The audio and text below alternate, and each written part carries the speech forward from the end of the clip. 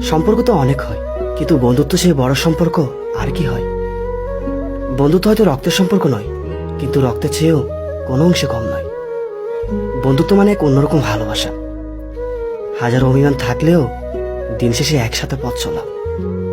বন্ধুত্ব মানে no thanks, no sorry, সব ভুল একমাত্র তোরই। বন্ধুত্ব মানে অহেতুক পাগলামি আর সীমাহীন ভালোবাসা। বন্ধুত্ব হলো আমি মানে তুই, আর তুই মানে আমি। দিন শেষে তোর আর আমার বন্ধুত্বটাই সবচেয়ে দামি।